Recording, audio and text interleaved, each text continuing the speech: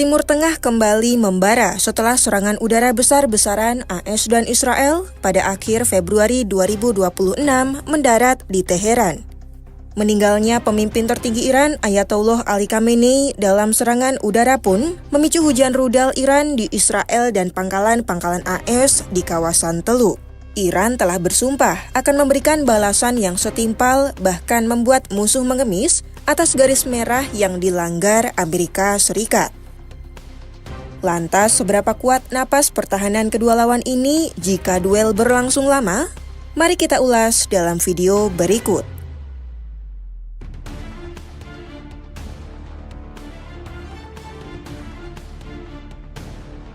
Para analis pertahanan militer dalam pengakuannya kepada Al Jazeera menilai strategi militer Teheran saat ini adalah bak binatang yang terluka.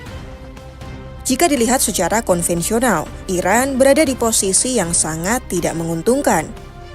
Perang saat ini adalah perang udara dan pertahanan udara militer IRGC jauh tertinggal dibandingkan teknologi siluman AS dan Israel. Namun, menurut pakar militer John Phillips, Republik Islam ini punya senjata rahasia, yakni ketahanan asimetris. Mereka telah memperkuat kota rudal, infrastruktur yang dibangun di bawah tanah, dan sangat sulit ditembus serangan udara.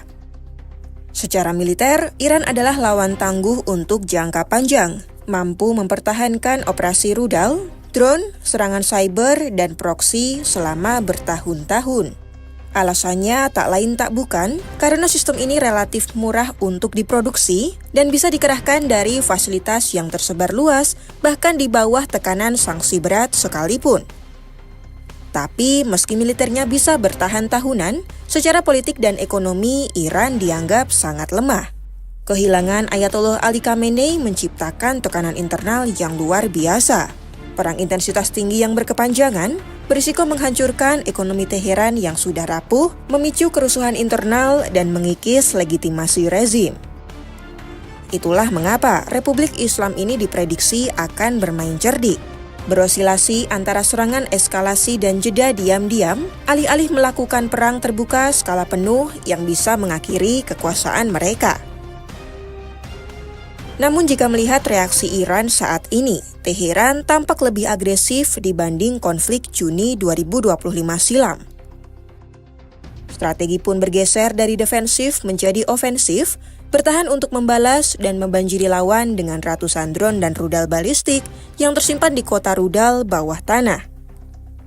Dengan penutupan Selat Hormuz, Iran juga berusaha menekan ekonomi global agar Barat memaksa gencatan senjata.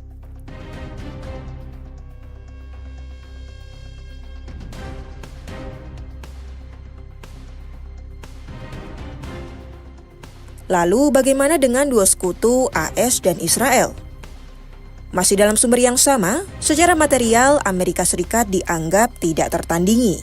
Sejak Februari 2026, AS telah mengerahkan lebih dari 120 pesawat tempur canggih seperti F-35 dan F-22 ke Timur Tengah yang jadi peningkatan kekuatan terbesar sejak Perang Irak 2003 silam.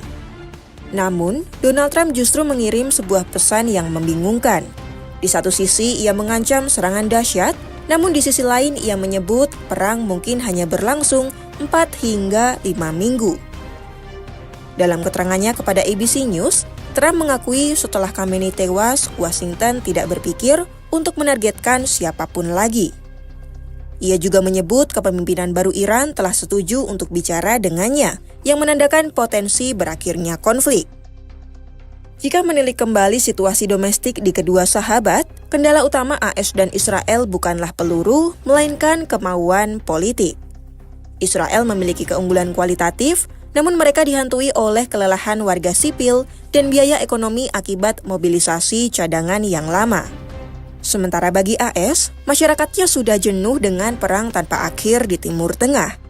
Analis menyebut Washington kemungkinan hanya akan mengincar kampanye singkat yang berfokus pada pencegahan, bukan perang total yang tak terbatas.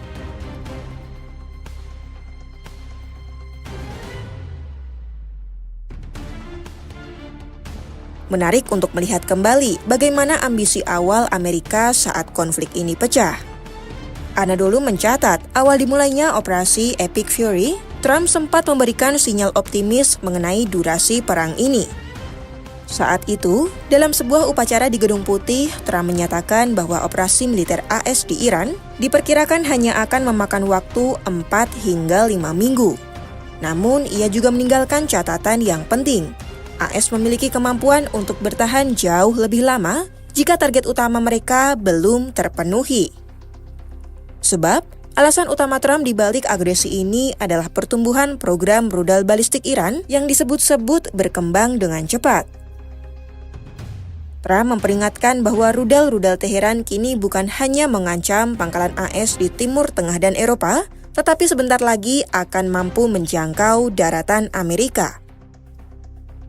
Meski Trump mengeklaim operasi berjalan lebih cepat dari jadwal, perang ini tetap memakan korban, yaitu 4 tentara AS. Namun, kematian ini justru dijadikan pemantik oleh Trump untuk memperkuat tekadnya melanjutkan misi melenyapkan rezim Teheran. Kini, perang Iran melawan aliansi AS-Israel bergantung pada napas pertahanan dan kondisi domestik mereka. Gugurnya tokoh kunci di Teheran dan tentara AS telah menciptakan benturan antara ambisi kemenangan dan risiko di medan perang. Apakah tekad kedua negara untuk saling balas ini akan menyeret dunia global dalam konflik berkepanjangan?